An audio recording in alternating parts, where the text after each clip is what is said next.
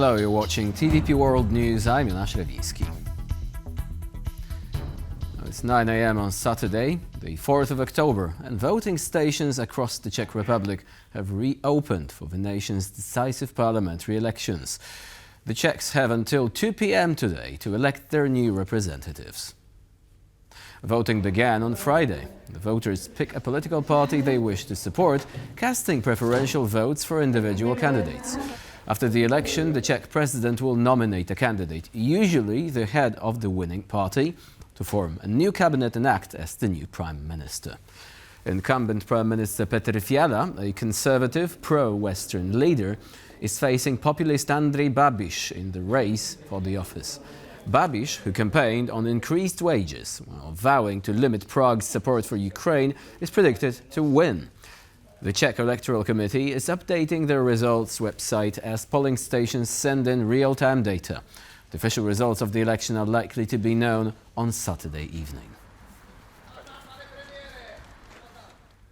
Now, the Czechs have begun voting on Friday in an election that may oust their centre-right government.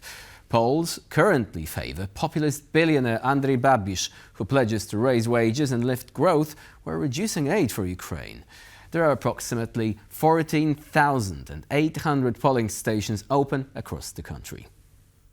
We certainly do not want a government of populists and other dangerous parties. I am very satisfied, but with what is coming here, I am dissatisfied and I hope it will never win. Well, I expect Mr. Fiala to remain as Prime Minister and his government to remain unchanged. I wish new government, yes. I do think the last 4 years wasn't the best, and hopefully it will be better. Moving on to Ukraine now. Ukraine's energy infrastructure came under heavy attack on Friday as Russia launched a massive strike of 35 missiles, causing heavy damage. In response, Ukraine retaliated by targeting Russia's logistical hubs and fuel facilities. Here is what President Volodymyr Zelensky had to say on these developments.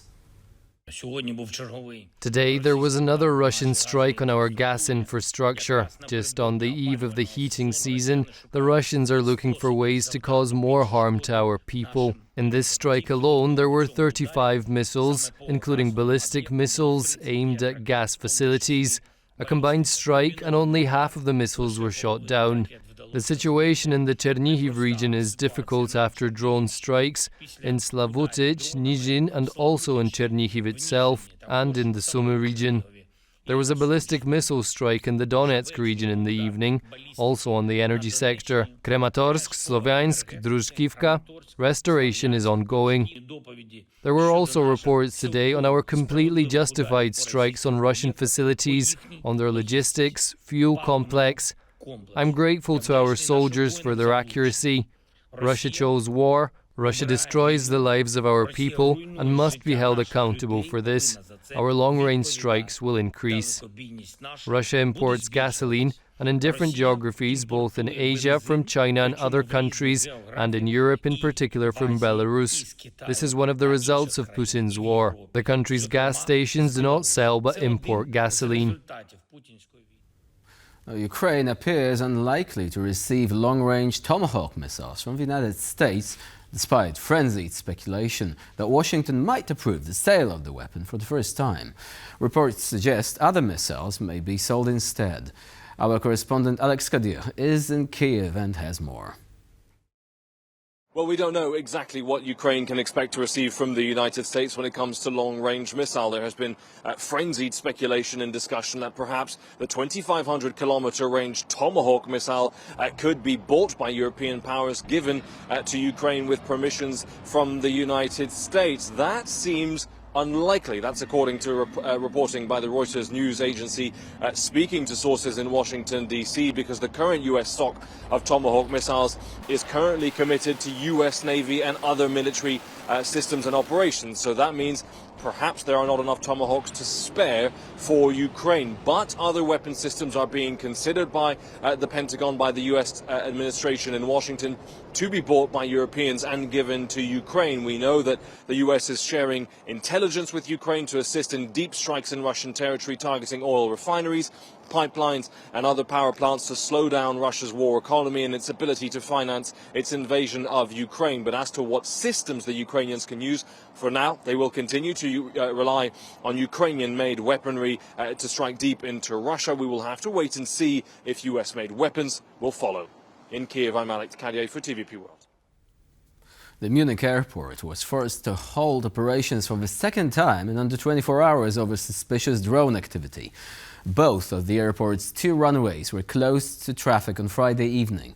Staff are working to reopen the airport, with reports indicating that the facility's operations are gradually being restored from 7 a.m. local time.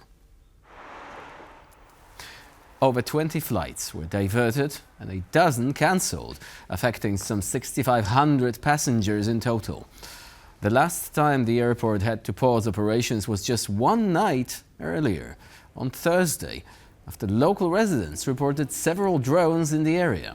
The incident is just the latest in a series of airspace violations that have occurred across Europe in recent weeks, mainly affecting airports and other critical infrastructure.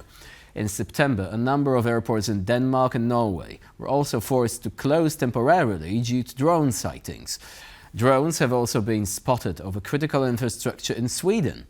The origins of the drones disrupting Europe have yet to be confirmed, but Danish authorities are not ruling out Russian involvement.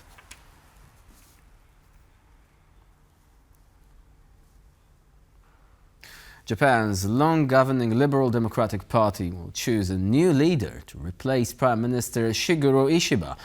And for the very first time in Japan's history, this could be a woman. Our reporter Gabriela Fesnak has more. Japan is about to elect its second prime minister this year, but what would be considered a troubling sign of instability in a European nation is nothing out of the ordinary here. The Liberal Democratic Party has been dominating Japan's political landscape for decades, and it has only been out of government for 6 years since its establishment in 1955. So the results of the general elections tend to bring about the change of party leader rather than the change of the governing party.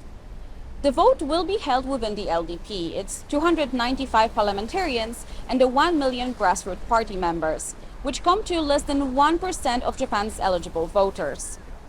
The newly elected leader will then need to gain support of some of the opposition party members in the lower house of parliament to be elected prime minister. That vote is expected to take place sometime in mid-October. Takaichi, a protege of former Prime Minister Shinzo Abe, is known for her ultra-conservative views and her long-life admiration of Margaret Thatcher. She is also known to visit the Yasukuni Shrine, where some of Japan's most prominent World War II criminals are enshrined. If elected, her views are considered to be a major issue for Japan's relationship with its closest neighbors. Koizumi, aged 44, is the son of a popular former prime minister. He himself rose in popularity as agriculture minister when he released the supplies of stockpiled rice in order to lower the prices.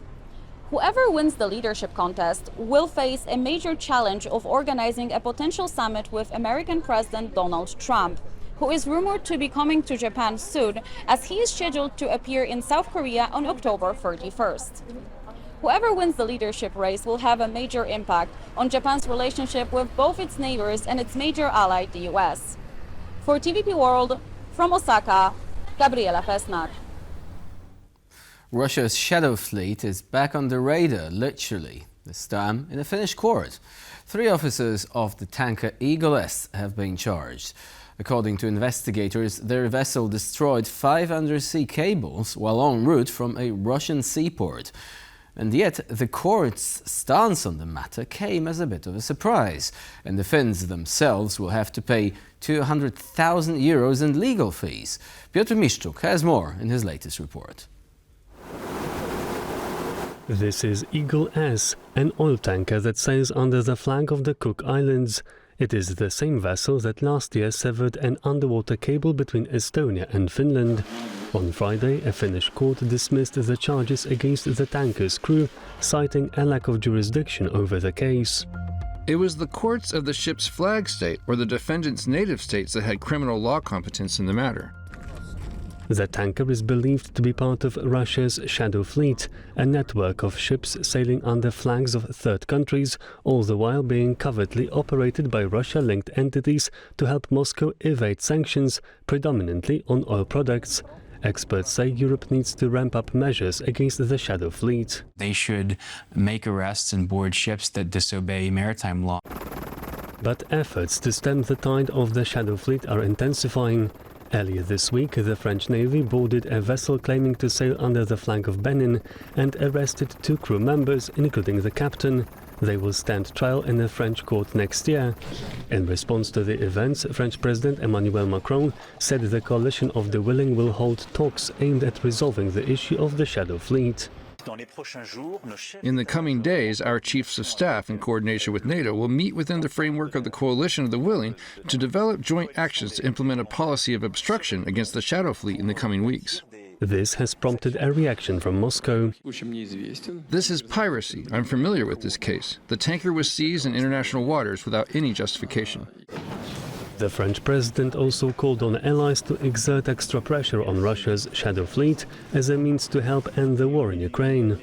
Today, 30 to 40% of the war effort is financed through the revenues of the Shadow Fleet.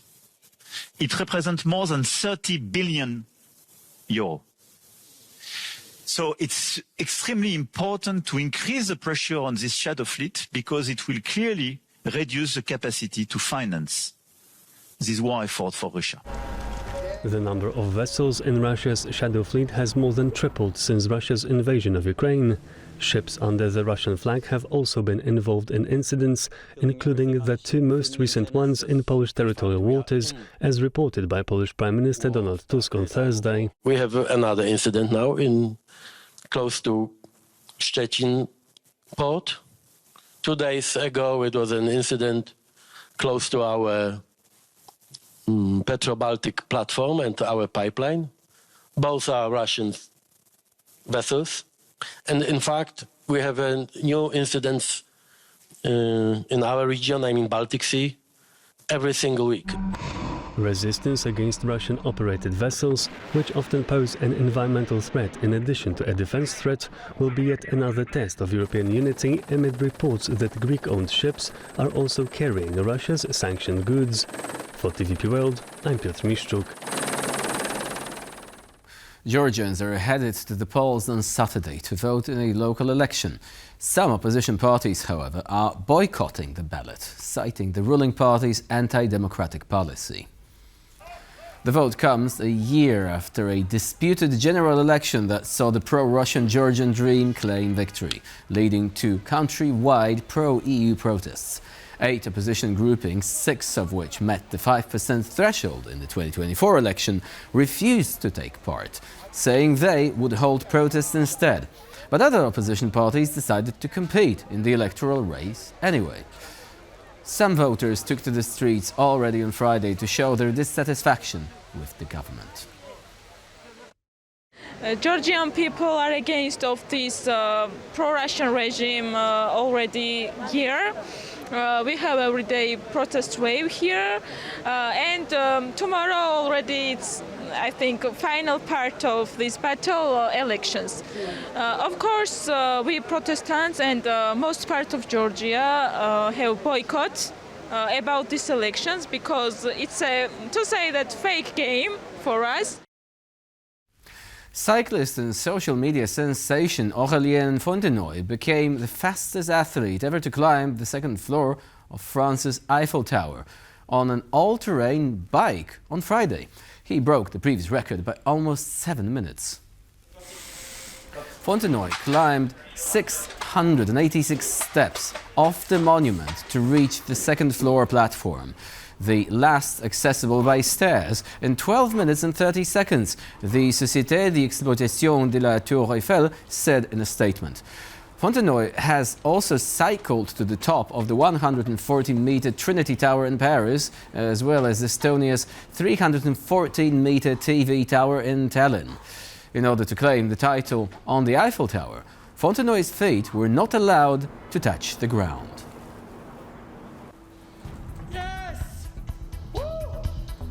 And that's all for now. Thank you for watching, and please stay with us here on TVP World for more latest news, updates and commentary.